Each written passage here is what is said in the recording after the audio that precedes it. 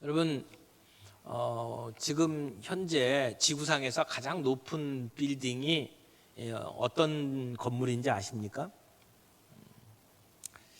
현재 이제 2025년 지금 가장 높은 빌딩은 그 아랍에미레이트 두바이에 있는 부르즈 칼리파라고 하는 건물입니다. 이 빌딩이 2010년도에 완성이 됐는데 건물 높이가 828m입니다. 그래서 지금 현재 세계 최고 높은 공식 인정받는 건물입니다. 대개 그 높은 빌딩은 대부분 다 미국에 있었습니다. 그래서 저희 젊었을 때에 가장 높은 빌딩 그러면 그 뉴욕 맨하탄에 있는 엠파이어 스테이트 빌딩이라고 알고 있었죠.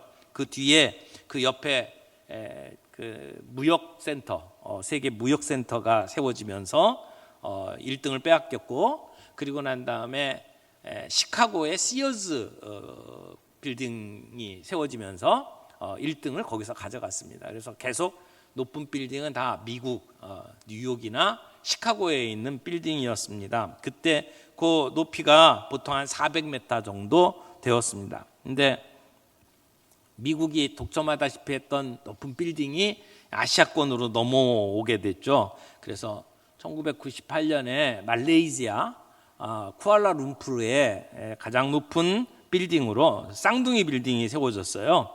그래서 452m의 빌딩이 말레이시아에 세워졌고, 그리고 난 다음에 2004년도에 대만에서 제일 높은 빌딩을 졌죠. 그래서 타이베이 여행하시는 분들은 타이베이 101이라고 하는 초고층 빌딩을 늘 가서 이렇게 구경하곤 합니다.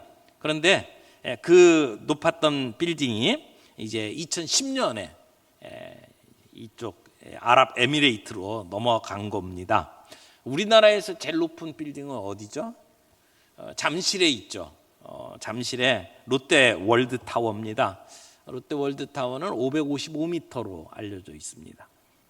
근데 사람들이 왜 이렇게 높은 빌딩을 지으려고 애를 쓸까요? 우리 도시의 자랑거리, 뭐 랜드마크라고 표현하죠. 자랑거리를 이렇게 삼기도 하고, 또 땅이 좁으니까 위로 올려서 더 많은 공간을 쓰려고도 하죠. 그리고 우리가 이런 기술이 있다, 그리고 이런 빌딩을 지을 수 있는 힘이 있다라고 하는 것을 자랑하고 싶어서 높은 빌딩을 짓기도 하고요. 결국 그 사람들의 마음속에 우리가 최고야 라고 하는 그러한 마음을 드러내고 싶어서 이렇게 높은 빌딩들을 짓는다고 생각을 합니다. 그런데 오늘 이 창세기 11장 사건을 보게 되면 사람들이 가지고 있는 욕심으로 인해서 하늘에 닿게 하자라고 하는 거대한 탑을 쌓았던 사건을 기록하고 있습니다. 우리가 이 사건을 좀 살펴보면서 우리 마음속 깊은 곳에 있는 우리 인간의 교만, 그리고 하나님을 무시하는 태도, 그리고 그럴 때에 어떤 결과가 나타나는지 함께 살펴볼 수 있기를 바랍니다. 창세기 지금 11장을 읽잖아요. 이 10장에서 족보를 이야기합니다. 성경에서 누가 누구를 낳고 누가 누구를 낳고 이런 족보가 나오면 그 족보 다음에 나오는 사건이 중요하구나, 이렇게 보시면 돼요. 족보를 열거하는 이유는 뭔가 큰 변화가 있기 때문에 족보를 이야기를 하는 거거든요. 그래서 하나님의 명령을 따라서 생육하고 번성하라 하는 명령을 따라서 사람이 얼마나 생육하고 번성했는지를 보여주는 족보로 10장에 이야기를 합니다. 그리고 나서 11장에 오늘 우리 바벨탑 사건을 보게 되는 거죠. 근데 이 바벨탑 사건이 언제 일어났느냐 이렇게 따져보면 노아 이후에 5세대 만에 일어났어요. 한 100년 사이에 지금 이 바벨탑 사건이 일어나는 것을 보게 됩니다. 홍수가 끝나고 100년 동안 노아의 세 아들로부터 인구가 점점 이렇게 불어나기 시작을 했어요. 그런데 하나님께서는 그 노아의 자녀들에게 흩어지라고 명령을 하셨거든요. 그런데 이들은 흩어지지 않고 한 군데에 모여 있었습니다. 여기 1절에 보면 시날이라고 하는 한 평야를 발견하고 거기에 사람들이 정착해서 살았다라고 이야기를 하는 겁니다. 근데 이 창세기 11장 사건은 사실은 12장 사건하고 지금 대조적으로 이렇게 구조가 비슷해요. 11장의 바벨탑 사건을 따져보면 이 바벨탑 사건의 가장 중요한 이슈는 인간의 제국, 사람들이 원하는 나라를 건설하는 것에 초점이 있어요. 그런데 창세기 12장에는 하나님이 원하시는 하나님의 나라를 건설하는 이야기로 진행이 됩니다.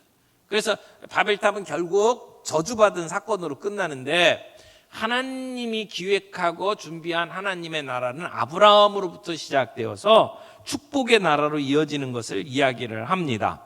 그래서 여기 바벨탑 사건은 사실은 탑 자체가 중요한 게 아니라 나라를 건설하는 것이고, 그리고 그 나라를 건설하면서 마음속에 있는 중요한 이슈는 우리의 이름을 드러내는 거예요. 우리의 이름을 드러내는 거. 그래서 여러분 창세기 12장에 아브라함에게 주셨던 말씀 기억나시죠? 내가 내게 지시할 땅으로 가라. 그 지시할 땅, 거기가 가나안 땅이었잖아요. 그 땅으로 가라 그랬는데 지금 11장에는 땅이 나오는데 시날 땅, 시날 평지가 나오죠. 그래서 내가 너로 큰 민족을 이루게 하겠다라고 아브라함에게 약속하셨는데 이 사람들이 큰 성과 대를 지었다. 이게 나라를 건설하는 거고요. 그래서 하나님께서 아브라함에게 내 이름을 창대케 하리라 라고 말씀을 하셨는데 여기 바벨탑에서는 우리 이름을 온 세상에 알리자라고 하는 이름이 중요하게 나오고 있습니다. 그래서 아브라함에게는 내가 복의 근원이 될 것이다 라고 얘기했는데 바벨탑 사건은 저주로 끝나는 그러한 내용이 나오죠. 그러니까 이 두 가지 사건이 결국은 나라를 건설하는 이야기예요. 왕국을 건설하는 거죠. 그런데 아주 크게 대조가 되는 겁니다. 아브라함을 부르신 하나님의 계획은 하나님이 계획하신 땅에 나라를 건설하고 그 나라를 통해서 복을 주시고 그 나라를 통해서 만민이 복을 얻도록 만드시는 그러한 이야기인 반면에 11장에서는 인간들이 자기네 나라를 만들고 그리고 자기의 이름을 높이고 그러려고 높은 대를 쌓고 사람들이 뭔가를 이루어가려고 애를 쓰지만 결국은 하나님이 그들을 흩으시는 사건으로 11장의 이야기가 진행되는 것을 볼 수가 있습니다. 왜? 하나님이 세우신 하나님의 왕국은 축복의 나라고 지금 11장에 나오는 바벨탑 사건의 인간의 제국은 멸망으로 끝나는지 오늘 우리가 좀 함께 살펴보려고 합니다. 먼저 우리가 볼 수 있는 내용은 인간의 교만한 시도를 볼 수가 있습니다. 인간의 제국이에요. 바벨이라고 하는 이 나라는 인간의 제국입니다. 우리 바벨탑 사건을 좀 더 자세히 살펴보기를 원합니다. 1절, 2절 보겠습니다. 온 땅의 언어가 하나요, 말이 하나였더라. 이에 그들이 동방으로 옮기다가 시날 평지를 만나 거기 거류하며. 여러분 노아 때까지는 인류의 언어가 하나였어요. 그 언어가 무엇이었는지는 아무도 모르지만 모두가 그 당시의 사람들이 알아듣는 언어가 하나였다는 거죠. 그리고 그들에게 의사소통하는 데는 아무런 문제가 없었습니다. 근데 그들이 점점 자녀가 많아지면서 좋은 땅을 찾아서 이동을 하기 시작을 했어요. 아마 유목민과 같은 삶을 살았을 거예요. 텐트를 옮기면서 그러면서 땅을 찾았는데 마침 좋은 땅을 만난 거죠. 거기 이름이 시날입니다. 시날 평지. 그래서 그들이 처음 방주에서 나왔던 것은 아라랏산이었는데 거기서부터 점점 이동해서 시날 땅까지 온 거예요. 그 시날 땅이 어디냐면 바로 바벨론 평지입니다. 그러니까 유브라테스하고 티그리스 강 사이에 있는 넓은 평원입니다. 근데 뭐 정확하게 이 시날이 어디에 있는지 지금 뭐 지리상으로 딱 집을 수는 없지만 그 노아의 후손들이 살기에 가장 적당한 땅으로 거기를 찾은 거죠. 그리고 거기에 정착하게 되었습니다. 근데 이 시날 땅은 평지이기 때문에 돌이 별로 없었습니다. 대신 그곳에 진흙이나 역청과 같은 재료가 풍부했어요. 그러니까 그 당시에 대부분 뭔가를 지으려면 돌로 이렇게 지었었는데 돌이 없으니까 거기에 흙밖에 없잖아요. 흙밖에 없었기 때문에 큰 성을 쌓는 것이 사실은 불가능했었습니다. 그런데 이때 그들이 발견한 기술이 하나 있는데 이 흙을 불에다 구우면 그게 아주 견고한 벽돌이 된다는 사실을 깨달은 거예요. 그때까지 대부분 사람들이 진흙을 이렇게 빚어가지고 햇빛에 말려서 사용을 했는데, 근데 그 진흙을 불에다 구우니까 아주 딱딱한 벽돌이 되더라는 것이죠. 그러게 이게 그 당시에는 대단한 문화적 혁명이었습니다. 그래서 벽돌을 쌓아서 그래서 이제 집을 짓고 탑을 세울 수 있게 된 거죠. 근데 벽돌을 그냥 쌓아놓게 되면 고정이 안 돼서 무너지잖아요. 그러니까 벽돌과 벽돌 사이에 접착제로 역청을 사용하는 겁니다. 그러니까 이 역청이라고 하는 것은 그 바벨론 지역이나 사해 지역에서 많이 나는 자연산 아스팔트와 같은 것이었습니다. 여러분 요즘 그 땅이 석유가 많이 나오는 땅이잖아요. 그러니까 그런 형태의 접착제로 사용할 수 있는 역청이 거기에서 많이 나왔어요. 그래서 이 아스팔트 구덩이에 있는 것을 가져다가 이 벽돌과 벽돌 사이에 접착제로 사용을 하면서 집을 지었던 것입니다. 근데 성경에 나오는 이 바벨탑 사건이 그냥 사람들이 없었던 일인데 뭐 이렇게 만들어낸 신화가 아니에요. 실제로 있었던 사건입니다. 그래서 지금도 그 지역에 가면 지구라트라고 하는 그 탑들이 남아있는 것을 유적지에서 볼 수가 있습니다. 그러니까 이 당시에 벽돌이 개발됐다라고 하는 것은 대단한 혁명적인 기술이었습니다. 그리고 돌과 진흙을 대신해서 벽돌과 역청으로 집을 짓는 새로운 건축술이 발명이 된 거죠. 그렇게 해서 사람들이 탑을 세우고 그리고 성읍을 건설하기 시작을 했습니다. 사람들이 텐트 같은 것을 짓고 살다가 이제 벽돌을 가지고 사람들이 집을 짓고 살기 시작하고 성을 쌓기 시작을 하고 도시가 건설된 거죠. 그리고 도시가 건설되면서 우리 도시의 랜드마크처럼 높은 건물들을 이제 건축하기 시작을 했던 겁니다.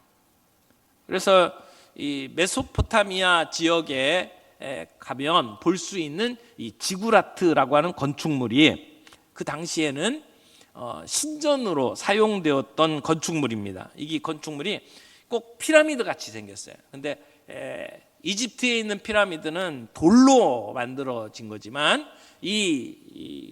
그 메소포타미아 지역에 있는 이 그 피라미드는 벽돌로 지은 것들입니다. 그래서 피라미드 모양처럼 이 계단이 쭉 돼가지고 경사로를 따라 쭉 올라가고 그런 지구라트가 높은 곳은 높이가 한 90m 정도까지 이제 큰 것들이 있었습니다. 그러니까 이 메소포타미아 지역의 풍요로운 도시 국가들이 기원전 한 3000년 정도 사이에서 자신들의 신을 숭배하기 위해서 지구라트를 지었다는 거예요. 근데 그게 한두 개가 아니고 수백 개를 지었습니다.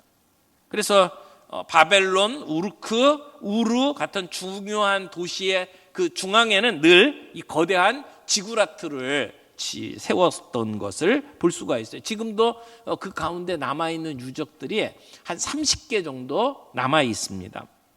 근데 지구라트는 위로 올라가면 올라갈수록 이렇게 좁아지겠죠. 피라미드처럼. 그리고 제일 꼭대기에는 단이 세워져 있습니다. 그러니까 제사를 드리는 자리죠. 꼭대기에는 아무나 올라갈 수가 없었고 제사장, 신관만이 출입을 할 수 있었고, 일반 사람들은 이 지구라트가 보통 5개 단, 큰 덩어리로 따지면 5단으로 되어 있는데, 일반 사람들은 1단까지만 들어갈 수 있었고, 나머지 이제 고급 관료들이나 신관들이 이렇게 올라가서 마지막 자리에는 제사를 드리는 그러한 자리로 사용을 했던 것을 지금도 유적을 통해서 볼 수가 있습니다. 근데 이런 지구라트의 원조라고 이야기할 수 있는 것이 오늘 창세기 11장에 나오는 바벨탑이라고 말할 수 있어요. 창세기 10장 8절에서 10절까지의 내용을 보게 되면 니무롯이라고 하는 그 사람들이, 이게 세상의 첫 용사라고 이야기를 하는데, 니무롯이 시날 땅에 세운 도시 중에 하나입니다. 그게 바벨이었습니다.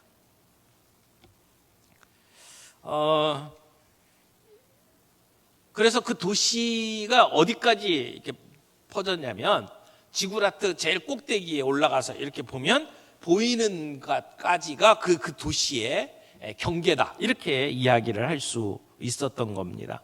근데 사람들이 그런 도시 안에 머물며, 한 곳에 머물면서 살았어요.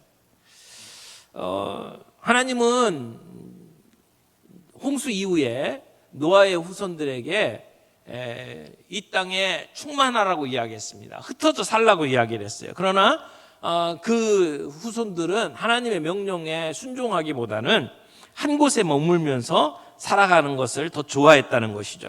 그래서 4절 말씀 보십시오. 창세기 11장 4절.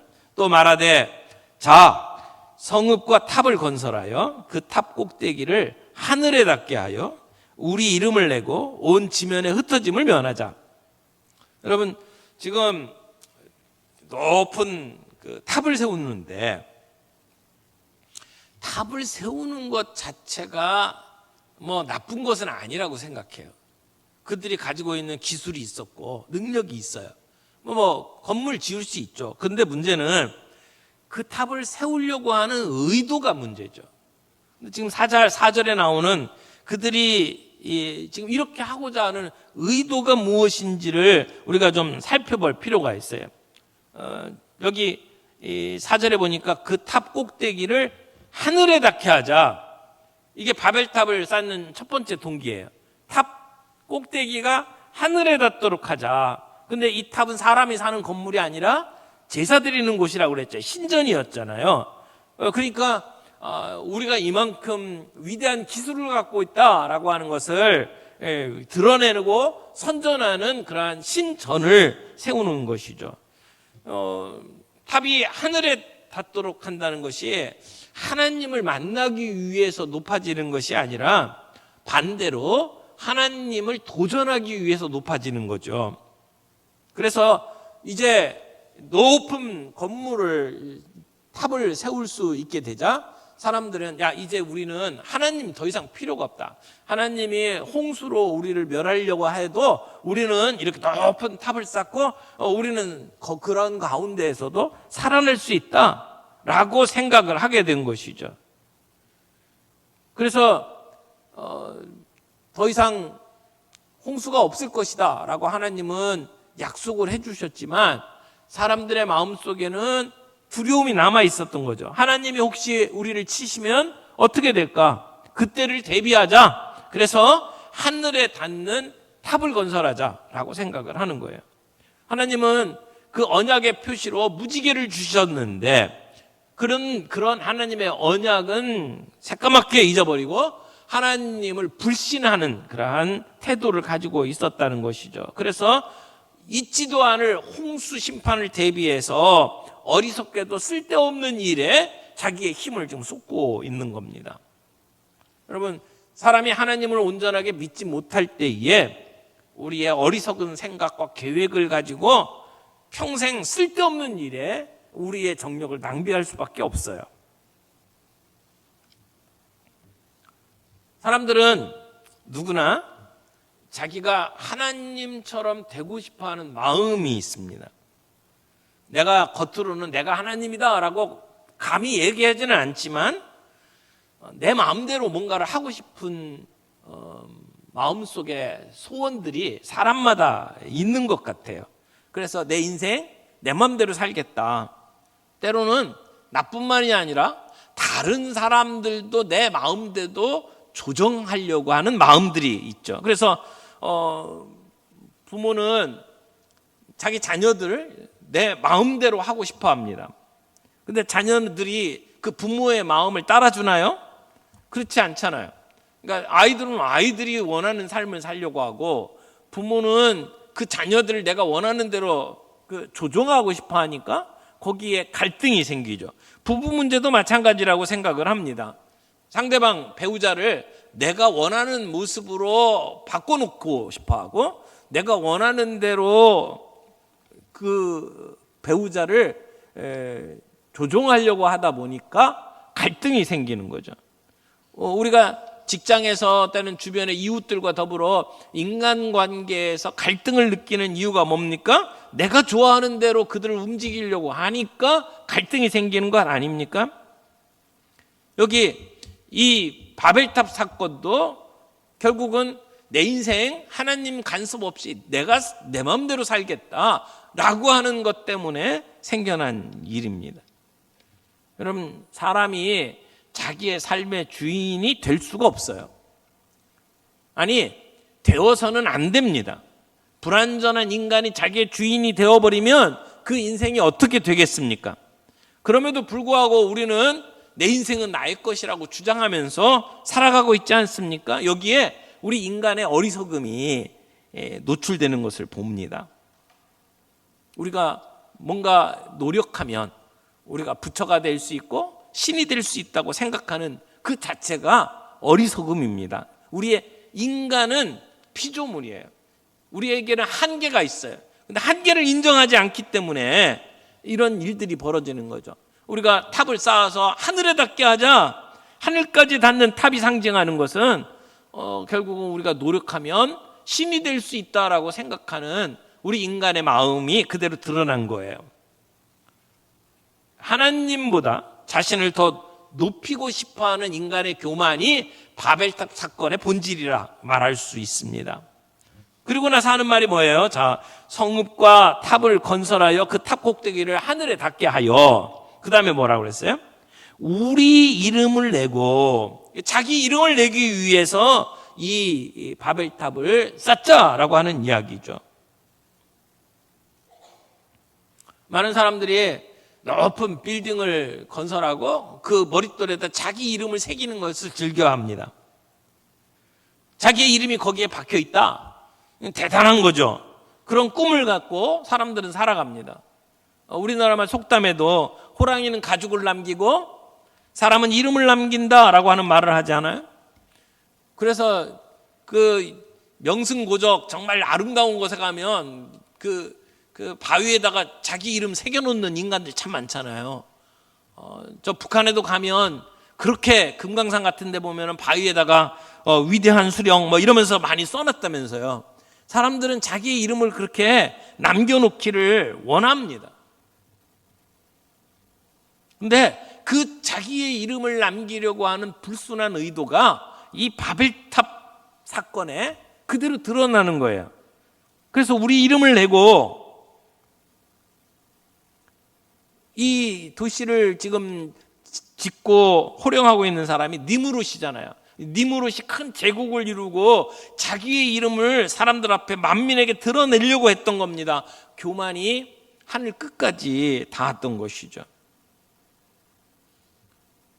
그래서 벽돌로 건물을 짓는 기술을 개발하고 그것을 한 층 한 층 쌓아서 높은 그런 건물들을 세워서 결국 하늘에 닿을 것을 기대하고 그래서 하나님께 반항하는 그러한 일에 이 기술을 사용을 하는 것이죠. 근데 하나님은 그런 인간의 의도를 알고 계셨고 그런 교만을 그냥 두고 보시지는 않으셨습니다. 그리고 또 하나 이들이 갖고 있었던 의도가 뭐예요? 자, 우리 이름을 내고 4절 뒤에 뭐라고 그랬어요? 온 지면에 흩어짐을 면하자. 온 지면에 흩어짐을 면하자. 하나님은 노아의 후손들에게 이 땅에 충만하라 라고 말씀을 하셨어요. 그러나 그들은 그 명령에 불응합니다. 생육하고 번성하여 땅에 충만하라 라고 하는 하나님의 명령을 무시하고 지금 노아 이후에 100년이 지났는데도 사람들은 하나님의 말씀 듣기를 원하지 않는 거죠. 그래서 흩어지지 말자. 하나님은 흩어지라고 명령하셨는데 사람은 흩어지지 말자고 결정하는 거예요. 그래서 하나님을 대항하는 거죠. 온 땅에 흩어져 이 땅을 가득 채우라 라고 말씀하시는 하나님의 명령을 노골적으로 거역하는 그런 행동을 지금 하고 있는 겁니다. 근데 하나님 그냥 두고 보실 수가 없는 분이시잖아요. 하나님은 그들을 억지로 흩으십니다. 그렇게 억지로 흩으시는 방법이 언어를 혼잡케 하는 것이었죠. 에스겔 34장 5절에 보면 이렇게 말씀합니다. 목자가 없으므로 그것들이 흩어지며 흩어져서 모든 들짐승의 밥이 되었도다. 여러분, 목자가 없으면 흩어집니다. 목자가 없으면 양들끼리 뭉쳐봤자 아무 힘이 없습니다. 목자가 없으면 흩어지지 않을 수 없습니다. 근데 하나님이 흩으시면 인간은 모일 수가 없어요. 하나님이 모으면 인간은 흩어질 수가 없습니다. 근데 바벨탑의 형체는 하늘을 향하고 있지만 그러나 하늘을 향한 그 바벨탑은 인간을 예찬하는 것이죠. 하나님을 찬양하는 것이 아니에요. 유럽 여행을 다니다 보면 그 성당 그 건물들이 첨탑이 하늘을 찌르고 있습니다. 근데 사실 그런 높은 그 건물들을 통해서 하나님의 위엄, 하나님의 그 높으심을 찬양하는 그런 의도로 그런 고딕 건물들을 짓고 있지만 사실 그 속을 가만히 들여다보면 거기에 인간에 대한 찬양이 숨어 있는 거예요. 성당 외벽에 그 성당을 설계한 건축자의 얼굴이 조각되어 있는 것을 보게 됩니다. 결국은 내가 이만큼 능력이 있구나라는 걸 드러내는 것 아닙니까? 마태복음 15장 8절 말씀을 보면 이 백성이 입술로는 나를 존경하되 마음은 내게서 멀도다 라고 얘기하는 대로 입으로는 하나님을 찬양하는 것 같지만 결국 자신을 얘기하고 있는 거예요.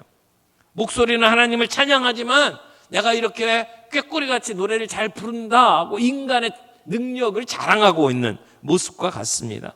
겉으로는 주님의 일을 한다고 하면서도 실제로는 자기 사업을 하는 모습을 보여주는 겁니다. 여기 하나님의 영광을 부르짖지만 결국은 인간의 영광을 드러내는 이게 바벨탑의 속내예요. 그래서 우리가 주여 주여 한다고 다 예수 잘 믿는 것으로 생각하면 안 됩니다. 주의 이름으로 선지자 노릇하고 귀신 쫓아내고 많은 권능을 행했습니다라고 하지만 주님은 우리를 보고 내가 너희들을 도무지 알지 못한다라고 단호하게 말씀하신다는 겁니다. 주의 이름을 내세웠지만 그러나 결국 자신의 일을 하는 거예요. 모양은 기독교라고 하는 이름을 갖고 그리고 하나님을 높이는 것처럼 이야기를 하지만 실제로는 인간의 추악함이 그 자리에 자리 잡고 있는 것을 보게 되는 것이죠. 여러분, 우리 개인의 삶도 마찬가지예요. 하나님을 배제한 공부, 하나님 없이 시작한 사업, 하나님께 묻지 아니하고 갖게 되는 우리의 가정, 거기에는 한계가 있을 수밖에 없어요. 결국은 무너지게 돼 있다는 겁니다. 우리가 하나님을 배제한 채 우리의 계획을 가지고 밀고 나가는 것은 결국 헛되다라고 하는 것을 우리는 기억할 필요가 있어요. 지금 바벨탑 사건이 바로 그런 사건이죠. 홍수를 면하자. 하나님이 우리를 다시 홍수로 심판하셔도 우리는 그 속에서 살아남을 거야 라고 하는 계획을 가지고 높은 탑을 쌓았다는 것이죠. 그러니까 하나님 한번 해보려면 해보세요 라고 하나님 앞에 정면으로 도전하는 것과 같습니다. 하나님 대신에 자신을 숭배하도록 만들려고 하는 의도, 이것은 하나님께 대한 반역이고 하나님께 대한 모욕이죠. 이처럼 인간들 내면 속에 하나님처럼 되고 싶어하는 마음, 그래서 자기를 이름을 높이고 사람들에게 자기를 경배하도록 만들고 내가 원하는 대로 사람들을 조종하고 싶어하는 그러한 마음, 그것으로 바벨탑이 세워졌던 것 우리는 보게 됩니다. 두 번째로 생각할 것은 이러한 인간의 잘못된 시도들 앞에 하나님께서는 어떻게 하십니까? 하나님께서 개입하시고 심판하십니다. 하나님의 개입과 심판이 이제 5절부터 나와요. 5절 보겠습니다.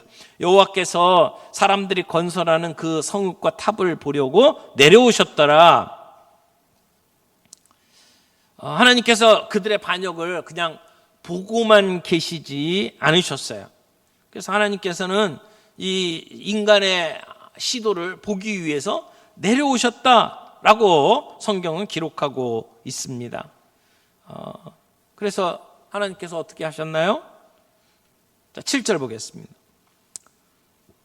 자, 우리가 내려가서 거기서 그들의 언어를 혼잡하게 하여 그들이 서로의 말을 알아듣지 못하게 하자.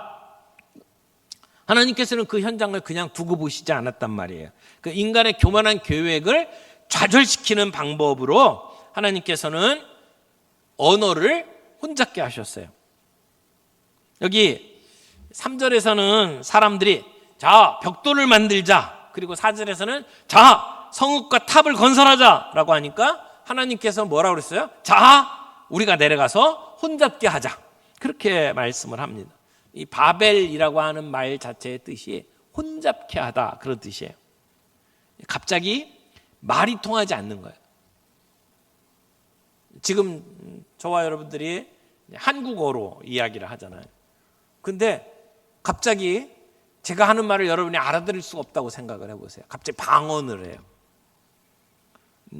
조금 전까지 서로 다 통했는데 무슨 말인지를 알아들을 수가 없어요.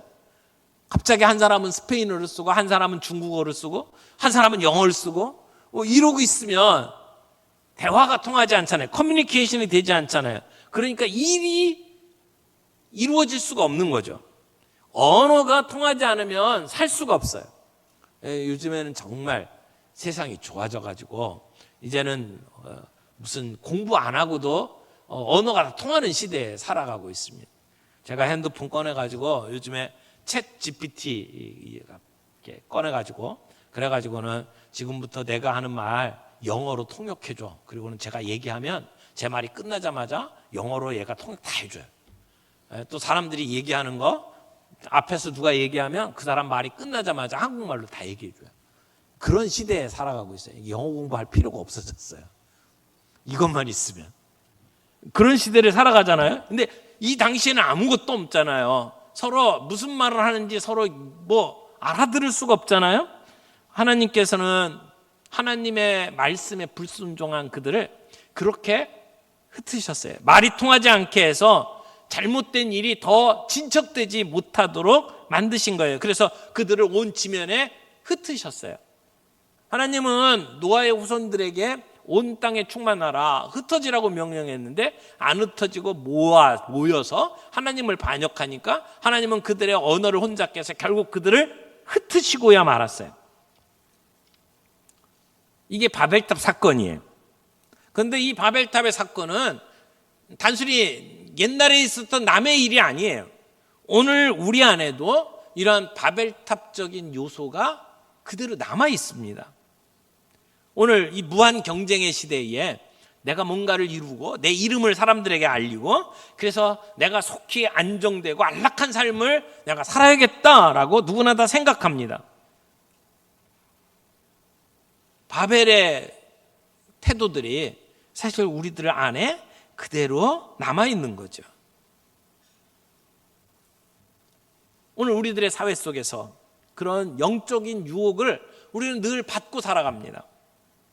그래서 우리는 때로는 말로는 하나님을 섬긴다고 하면서도 사실은 나를 위해서 바벨탑을 쌓고 있는지도 모릅니다. 심지어 교회라고 하면서도 교회 건물들을 지으면서도 하나님을 위한 건물이 아니라 나 자신을 위한 건물로 사람들은 바벨탑을 쌓고 있는 경우들도 있습니다. 그러나 하나님은 그러한 우리의 교만한 모습과 태도를 가만히 두시지 않는다는 것을 우리는 기억할 필요가 있습니다. 우리가 하나님을 섬기고 살아가면서 이 바벨탑의 욕망을 버려야 합니다. 나는 피조물이다. 나는 한계가 있다. 내가 하나님이 아니다. 그래서 겸손하게 사는 것이 필요하다는 겁니다. 그래서 바벨탑을 쌓지 말고 하나님의 뜻에 따라 우리의 한계를 인정하고 하나님의 뜻을 따라 선을 행하며 살아가는 것이 오늘 우리에게 필요하다는 것입니다. 세 번째, 결론적으로 함께 나누고 싶은 것은 하나님의 주권과 은혜의 이야기입니다. 여러분, 그들을 온 지면에 흩으셨어요. 그래서 도시 건설하는 게 그쳤잖아요. 8절 말씀 보겠습니다. 여호와께서 거기서 그들을 온 지면에 흩으셨으므로 그들이 그 도시 건설하기를 그쳤더라. 여러분, 하나님의 첫 번째 계획은 온 땅에 충만한 것이었어요. 온 땅에 흩어지는 것이었어요. 그러나 사람들은 그걸 거부했고 그리고 하늘까지 닿는 탑을 쌓으려고 했잖아요. 근데 하나님은 결국 그들을 어떻게 했어요? 흩으셨어요. 하나님의 뜻을 이루셨어요. 결국 인간의 계획이 성공합니까? 하나님의 계획이 성공합니까? 하나님의 계획이 성공하는 거잖아요. 인간의 계획은 결국 무너지게 돼 있다. 하나님의 계획이 성취된다라고 하는 것을 오늘 본문은 우리에게 보여줍니다. 노아의 후손들이 시날 평야에서 계속 모여 살기를 원했고 그렇게 바벨탑 쌓기를 원했잖아요.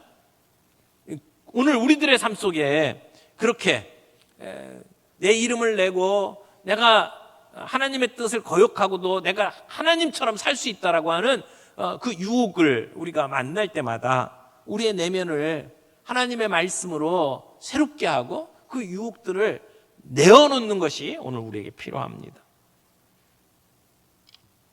우리 하나님께는 하루가 천년 같고 천년이 하루와 같습니다. 그런데 주님이 다시 오시겠다고 약속했잖아요. 베드로후서 3장에 보면 주님의 재림 약속을 잊지 말라고 말씀하십니다.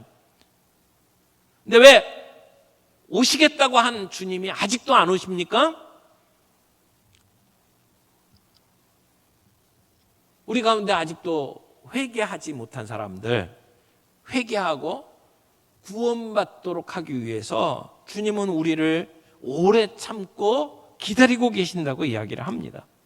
언젠가 도둑이 임하는 것처럼 우리에게 그날이 올 것이라고 이야기해요. 이 주님의 재림을 바라보면서 이 땅을 살아가는 우리가 그 소망 가운데 거룩하게 우리를 지키고 하나님의 뜻을 따라서 선을 행하며 살아가는 우리의 삶이 되어야 할 겁니다. 그럴 때에 오늘 하나님이 이 땅을 다스리시고 이 땅의 주인인 것을 우리가 분명하게 보게 될 것입니다. 그래서 심판하시면서도 이들을 흩으시면서도 하나님께서는 그것으로 끝내지 아니하시고 인간의 그 악한 계획을 가지고 세우려고 했던 인간의 제국은 흩으시고 멸망하셨지만 대신 하나님의 나라를 건설하는 일을 하나님이 시작하셔요. 그게 창세기 12장 사건이죠. 그래서 12장에 가면 하나님 누구를 부르시나요? 아브라함을 부르셔요. 하나님은 사람의 교만한 모습을 심판하셨지만 하나님은 그 대신에 하나님의 구원의 역사를 시작하고 계시는 거예요. 그래서 하나님은 아브라함을 부르시고 하나님이 원하시는 하나님의 나라를 세우셔. 그것을 통해서 이 땅을 구원하시는 일들을 이루시는 거죠. 그래서 결국 그 아브라함을 통해서 이어지는 하나님의 나라의 약속이 누구를 통해서 완전하게 성취됩니까? 그 자녀, 자손 쭉 내려오다가 예수 그리스도를 통해서 결국 이 사건이 마무리되는 것을 보게 됩니다. 여러분, 언어가 다 다르게 만들어서 사람들을 소통이 되지 아니하고 하던 일을 멈추고 흩어지게 만드셨던 사건이 결국 예수 그리스도로 말미암아 다시 하나 되는 놀라운 사건을 경험하게 되는 것이 사도행전 2장입니다. 바벨탑 사건하고 대비되는 언어에 관한 또 다른 사건이 오순절 사건이에요. 바벨탑으로 다 나누어졌던 언어가 소통되는 놀라운 역사가 일어나는 게 사도행전 2장의 이야기입니다. 예수님 제자들을 비롯해서 120명의 성도들이 함께 모여서 기도하기를 힘쓸 때에 그때 그들에게 성령이 임하시잖아요. 그들은 대단한 사람들이 아니었어요. 그 당시에 보면 그들은 하층민이었어요. 힘이 없는 사람들이었어요. 그러나 그들이 함께 모여 찬양하며 기도할 때에 하나님은 너무 기뻐하셨고 그들에게 성령을 부어주셨습니다. 근데 그들이 성령 충만함을 받으면서 말하기 시작했어요. 입이 터졌어요. 그런데 놀라운 일들이 벌어졌죠. 그들이 하는 말이 다른 사람들 귀에 자기네 나라 말로 들렸다는 거예요. 그 당시에 다른 곳에서 왔던 다른 외국 사람들이 많이 있었는데 이상하게 그들이 하는 말이 자기들의 귀에 자기들 말로 들렸다는 거죠. 바벨탑 사건으로 언어가 흩어지고 그리고 서로 소통할 수 없었던 그러한 그 사건이 오순절 성령 강림 사건을 통해서 완전히 회복되는 것을 경험하는 것이 바로 오순절 성령 강림 사건이라는 것이죠. 여러분, 지금까지 우리가 창세기 1장부터 11장까지를 다뤘어요. 창세기 1장부터 11장은 인류 보편사라고 이야기해요. 하나님의 나라로 이렇게 세워지는 그러한 나라가 아니라 지금까지 전체 인류의 역사를 이렇게 기록한 것이 11장까지예요. 근데 12장부터는 세계사를 기록한 게 아니에요. 거기에는 구속사, 그러니까 하나님께서 우리를 구원하기 위해서 특별히 아브라함을 선택하시고 그 뒤에 이스라엘 백성을 만드시고 그 뒤에 예수 그리스도를 통해서 우리를 구원하시는 역사를 기록한 것이 그 뒤에요. 그러니까 역사가 창세기 11장, 12장 사이에 갈려요. 그래서 12장부터 이제 저희가 다음 주부터 함께 다루는 사건은 구속의 역사예요. 아브라함을 선택하시고 그래서 아브라함을 통해서 이어지는 하나님의 놀라운 구원의 역사를 저희들이 함께 살펴보게 될 것입니다. 마무리하겠습니다. 벽돌을 굽게 되는 기술의 혁명이 일어나고 그래서 대제국이 세워지는 것과 비교하면 갈대아 우르에서 한 사람 아브라함을 선택하시는 것은 너무 약한 존재, 대제국이 아니고 정말 힘이 없는 한 사람을 선택하시고 그를 통해서 하나님 나라를 이루어 가시죠. 근데 하나님은 그러한 대제국에 소망을 둔 게 아니고 힘 있고 능력 있는 사람들에게 소망을 둔 게 아니고 보잘것없는 한 사람에게 소망을 두시고 하나님의 나라를 이루어 가셨어요. 하나님이 어떻게 하나님의 백성, 이스라엘 백성을 이루게 하셨는지, 그 땅에 이 하나님의 나라를 통해서 어떤 일들을 이루시는지를 우리는 앞으로 계속해서 보게 될 겁니다. 하나님의 나라, 우리의 관심은 바로 그 하나님 나라에 있는 겁니다. 여러분, 이 이야기의 결론이 뭡니까? 하나님만이 유일한 하나님이시다. 하나님만이 우리가 섬기고 우리가 따를 유일한 하나님이라는 겁니다. 바벨탑 사건은 우리 인간이 신처럼 되는 것을 원했지만 결국 우리에게 따르고 섬길 수 있는 신은 하나님 한 분밖에 없다. 그리고 결국은 하나님의 뜻만이 이 땅에 이루어진다라고 하는 것을 보게 되는 거죠. 오늘 나 자신을 높이고 사람들에게 나를 드러내려고 하는 우리의 욕망을 내려놓고 우리의 인간의 영광을 추구하는 것들을 내려놓고 하나님의 뜻을 따라가며 하나님의 뜻을 이루어가는 우리의 삶이 되기를 바랍니다. 하나님은 우리의 교만을 깨트리시지만 결국은 은혜로 우리를 또 구원해 주시잖아요. 인간의 제국은 멸망시키지만 하나님은 보잘것없는 한 사람을 선택하셔서 하나님의 나라를 세우시고 하나님의 뜻을 이루어 가셔요. 우리 같은 연약한 자, 보잘것없는 자를 선택하시고 우리를 통해서 이루시는 하나님의 역사를 볼 수 있는 그런 영적인 눈이 저와 여러분들에게 있기를 바랍니다. 그래서 우리의 삶 속에 하나님만 높이는 우리의 삶이 되게 해 주옵소서. 내가 하나님처럼 되려고 하는 우리의 교만함 이제 내려놓게 해 주시옵시고, 그리고 결국 내 삶의 주인이 오직 주님인 것을 선포하며 주님의 뜻대로 살아가는 저희들이 되기를 바랍니다. 우리 이 말씀 생각하면서 주보 안에 있는 삶으로 나아가는 예배 꺼내시고 오늘 말씀 가운데 내게 주시는 교훈 정리할 수 있는 시간 갖기를 바랍니다.